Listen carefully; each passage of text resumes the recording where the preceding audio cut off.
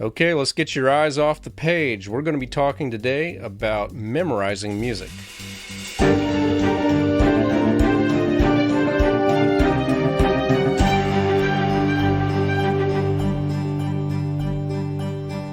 Hello and welcome to the Musician Toolkit, episode number 47. My name is David Lane, and it is great to be with you once again.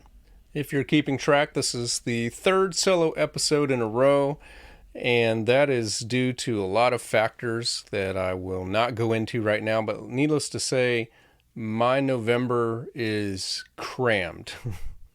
Tonight I am starting Tech Week for The Wizard of Oz at the Community Theater of Greensboro. If you're local to this area, welcome you to get tickets and come to that show. They do this show every year, and this is my first year conducting the orchestra. It's a 19-piece orchestra in the pit, and it's at the Carolina Theater in Greensboro. It's this weekend and next weekend. If you're not catching this right away, that is on November 11th and 12th, and then again on November 18th and 19th. There's a couple of school shows in between. Also have a few other things going on that I will probably talk about later. Needless to say, stacking up these shorter episodes has been the way to go, these solo episodes, and I should have a couple of guest episodes, possibly one next week, that I'm going to be bringing you. So, not changing formats, just having some circumstances that require me to shake things up just a little bit. Not too long ago, we had an episode with a guest named Jeff Westley, and we talked about improvisation, but we also talked a little bit about memorization, and we talked about the importance of it. And I happened to mention that it's something that I notice that a number of my students struggle with this. And maybe it's not just a generational thing. Maybe they're, I was a single piano student who did not struggle with memorization, but as far as I know, maybe the other students who were taking with the teacher that I took from, maybe they did. Maybe this has always been a case of some students do well with this, some don't. I know when I talk to other teachers, there's always a little bit of anxiety that comes when teachers say you have to memorize something for a recital. And I've seen some young students of mine, not many, but some of them have cried at their recital, either before or during, because of the stress of memorization. And I realized that the last time that happened, one of the big shortcomings that was all my fault as a teacher is that I only encourage students to memorize during the 1 or 2 recitals that they have per year. Whereas when I was a student, I memorized everything eventually out of habit. I think my teacher just encouraged memorizing. I don't know that she asked me to memorize everything, but I just, at some point along the way, I just decided to memorize. Now, this was a hindrance in becoming a good sight reader, but it was absolutely an asset when it came to learning music and not having to have the book in front of me. I can sit down at the piano anytime I'm in a room with a piano, and if someone would like to hear me play some music, between my memorization skills and my improvisation skills, I am not worried about a time limit before I run out of something to play.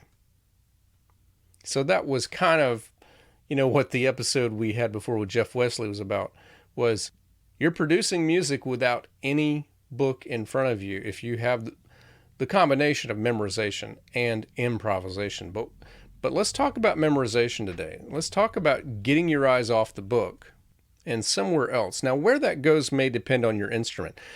If you're a pianist, I'm going to say put them on your hands. I probably would say that if you play guitar, if you play any string instrument, anything that involves your hands. Now, this is not to say this is where you should perform it, and this is definitely not where your eyes should be if you are sight reading. But if we're ready to memorize, you need to start watching what the part of your body that's making the music is doing. So I think that works for most instrumentalists. Almost every instrumentalist uses their hands in some way. So you've got fingerings for woodwinds and brass players. We know that percussionists use their hands. If you're an organist, you might want to go look at your feet in addition to your hands and watch what they're doing. Same thing if you're a harpist or a pianist at times if you're working on the pedaling. Now, what about if you're a vocalist? I think you need to probably go stand in front of a mirror and watch yourself sing. That might be a good idea because, you're not using your hands, but you are using your face. You're using your voice. So this is the first step that I give everybody because your eyes are paying attention to what the brain wants to take in. I mean, this is why it's advised that you don't try to text or do anything with your phone while you're driving, because your eyes are not on the road when you're doing that. They're down at your phone. And yes, we think we can multitask well, and more often than not, we get away with it. But if you want to drive well, you need your eyes on the road. If you want to text well, you need your eyes on your phone. If you know the skill well enough, you can compensate at a reduced performance rate of not looking at that. So if you're sight reading, that means that you are looking at music on a sheet of paper, on staff paper, that you have not practiced before. You are not familiar with this music. So looking down at your hands, for example, if you're a pianist, doesn't really help. You need to be looking at the sheet music so that you can see what it is you're supposed to be playing. And you realize that at this time, your point is not to even really learn the music, much less memorize it. It's just to play it well on a first attempt. So that's where your eyes should go. And that's why teachers all over the world are always encouraging their students, especially as they're starting a piece, to not look down at their hands, to not look anywhere but at the book, at the page that they're playing. And unfortunately, a lot of students, a lot of parents of students have taken that as a 100% rule. You should always keep your eyes on the page and you should never look down at your hands. And this leads to some poor performances when it comes to memorizing. It's a transitional process. And so you always have to ask when you're practicing, what am I working on now? What phase am I in? Am I in the sight reading phase? Am I in the learning the music phase? Or am I in the processing, the memorization phase? So occasionally I get a blog post from a business called Disc Makers. And this was an article that actually came out a little over a month ago. And I had saved this to read it for later on when I was able to kind of talk about this. But it's an article called Memorizing Music, Benefits and Tips to Unlocking Auditory Memory. So I'll share a link to this article in the show notes. And therefore, I'm not going to read all of it right now. I just want to cover some highlights, and then I want to add my own thoughts to this. So I thought that this was a good chance to talk about tactics for memorizing music. But I do want to read what they talk about auditory memory. So I'm just going to read a bit from the article. It says, auditory memory is a powerful tool. Have you ever had a jingle from a commercial that aired 30 years ago play in your head from out of nowhere? That's the strength of auditory memory. Harnessing this power as a technique for memorizing music can be very useful. Repetition, of course, is part of the equation. Jingles are often drilled into our heads by hearing a commercial over and over on multiple channels, giving birth to a persistent earworm. Mindful repetition, and by the way, that's a key. Let's make sure that you hear that word mindful. Repetition can effectively build tacit awareness of a musical place and take advantage of multi-coding, the combination of several different sensory inputs to amplify memory recall. Body movements, auditory inputs, emotions, surroundings, and more come into play to strengthen memory.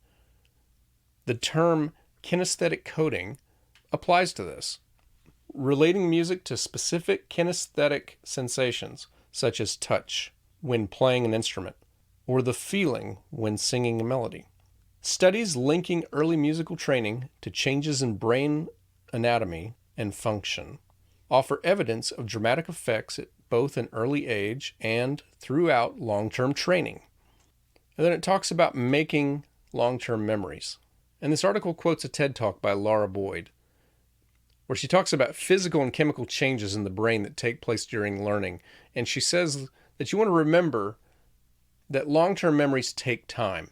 And what you see in the short term does not reflect learning. It's these physical changes that are going to support long-term learning and chemical changes that support short-term learning. Laura Boyd also says that nothing is more effective than practice at helping you learn, and the bottom line is that you have to do the work. And in fact, my research has shown that increased difficulty, increased struggle, if you will, during practice actually leads to both more learning and greater structural change in the brain. But she also notes that there's no one-size-fits-all approach to learning or memorizing. So there's no recipe. So now it offers some tactics, and I'm going to go through them and kind of add my thoughts to that. But I want to go back to this one word that I told you to keep in mind, because this is the key to everything. It's mindful or mindfulness. Have you ever had trouble finding your keys, or have you ever had trouble finding your wallet? Have you ever had trouble finding your phone? Well, right now I'm going to tell you without looking at them. I'm going to tell you where all of those items are right now. To my right, just before you get to the door that enters this room that I'm recording, there is a hook on the wall, and that is where you will find my keys. And right below that hook is a bookshelf.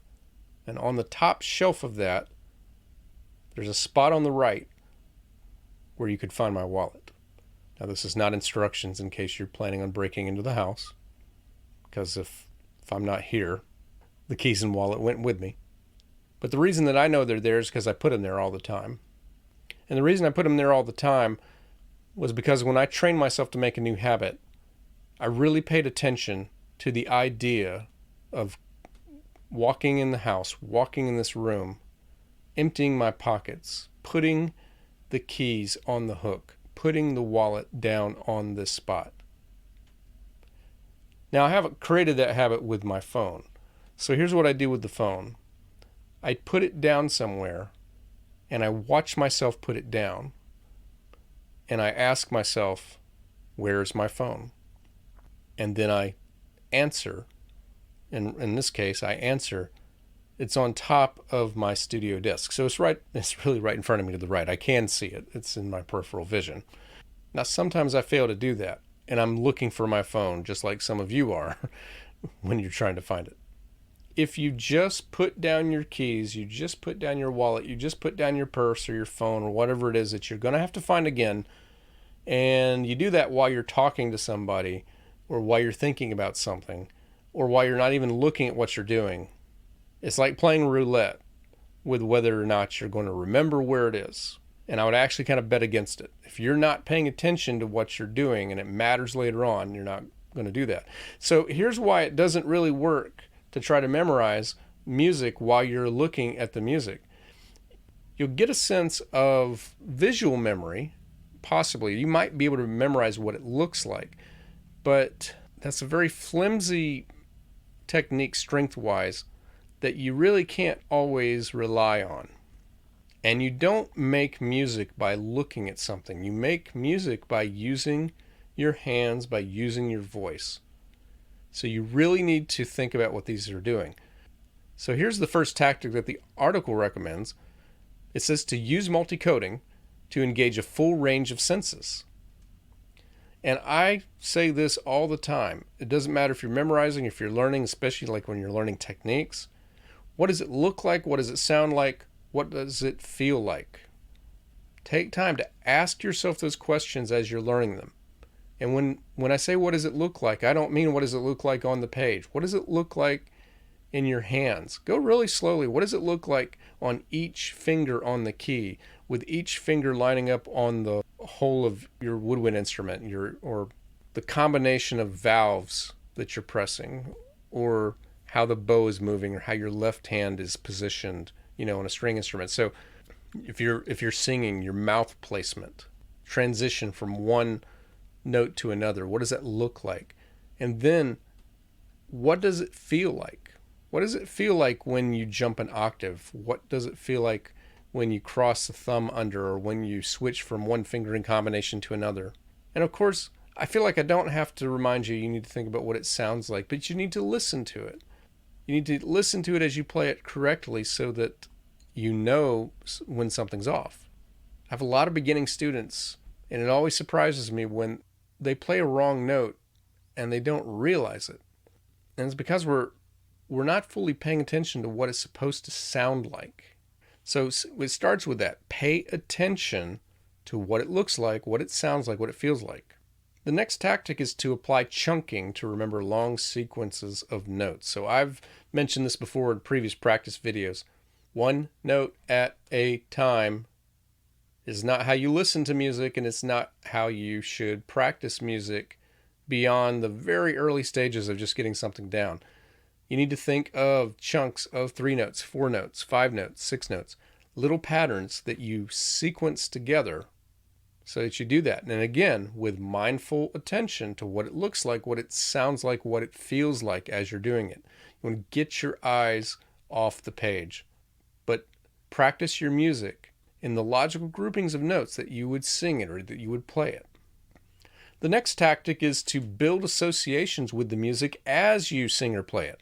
So if you're an instrumentalist, sing or hum the music as you play and you practice it. And you create an association with the rhythm and the melody as you go. And you're being aware of the physical movements, the fingers, the hand, the arm motions, the sensitivity of the pressure on keys and fretboards, all while you're playing. And your mind is more likely to recall these associations than the names of individual notes. And by the way, associative memory is very powerful. If you had any dramatic moment in your life while you were listening to something, you'll think of it. I had an adult student tell me that she really had a hard time with the tune Greensleeves when I assigned it to her because one of her friends had passed away many years ago, and the music was at her funeral. And she said, I don't know why that was at her funeral, why that choice. But she associates that piece with losing a friend. It's a tough piece for her.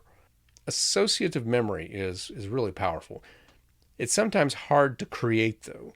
But by doing things like singing along, that does really help. The next tactic that it suggests is to tailor your practice routine to suit you. So we've talked all about, coming up with a routine. But I don't think that I've really talked about how important it is that it suits you, because tension and resistance to the process impede memorization. You need to be relaxed as you're working on this and to allow your brain to make these connections. Now, here's an interesting tactic that it recommends, and I've never have thought about this before. Sharpen your mental images by working with larger source material. The article says that there is a connection between using larger images of music, tablature, or lyrics for memorizing content, favoring a large computer monitor rather than an iPad or a phone. This is advice from Dr. Richard Raystack. I have no idea if I'm pronouncing that correctly. Memory expert, neuropsychiatrist, and author of a book called The Complete Guide to Memory, The Science of Strengthening Your Mind. I haven't read that book. I can't tell you anything about it. Apparently, the mind does better at recalling an image captured from a large field of vision than from a narrow visual focus. And this makes sense to me. When I'm coaching sight reading, the first thing I tell everyone, you need to look broadly. You need to see more notes at once, not fewer notes. And the last tactic that it recommends is retest and persist. Practice and repetition are inescapable elements of memorizing, but the tips and techniques suggested today should boost your efficiency. Finding the process that works best for you individually is essential, rather than relying on a brute force approach. Be persistent and retest your recall of the music until it becomes second nature, and it will with time. The neuroplasticity of the brain works in your favor and becomes more capable as you develop new pathways and skill over time. So, in other words, if you want to memorize music, you need to practice playing from memory and just recognizing that early on you may miss a lot of things. I would recommend that you regularly memorize music. If you don't feel like you're at a place where you want to memorize everything, and I'm not, and I don't think that you should. I'd no longer memorize everything. If I'm playing a 250, 300 page book for a show, I am not memorizing all of it. But it's funny because I memorize all the time, I find that I accidentally memorize large portions of it. You can get to the point to where the memorization starts happening on its own because you create the habits that lead to it. You create an approach that's friendly towards memorizing music. So it's about finding that approach. So if you get nothing else out of this, if you forget everything, I really want to just encourage you to just start with use your eyes on the focal point that makes the music, not the source of the music. What makes the music? Most likely your hands, could be your voice, could be your face, which you can't really see the voice. And be mindful as you are practicing. What is going on? What does it look like? What does it feel like? What does it sound like? If you can remember that, and if you'll just make the habit of practicing this way, you're going to get good at memorizing music. You're going to get better, then you're going to get good, then you're going to become great. And then you're going to have a hard time not memorizing, even when you didn't mean to. By the way, if you're trying this or anything we talk about on the Musician Toolkit, if you're having progress with it, consider letting us know through a voice message. And you can do that at speakpipe.com/musician toolkit. That's speak, speakpipe.com/musician toolkit. Well, that's going to wrap it up for episode number 47. If you enjoyed this episode at all, I would be grateful if you would share it with at least one other person. If you found this on YouTube and you haven't already, go ahead and click the subscribe button and give this video a thumbs up. Lastly, if you have a studio of any kind, I encourage you to check out the time-saving tools that you will find with the Fonz app that will save your time on scheduling, collecting payments, and other aspects of your administration. Well, again, that's going to wrap up today's episode. Thank you so much for listening, and I'll be back with you again next week.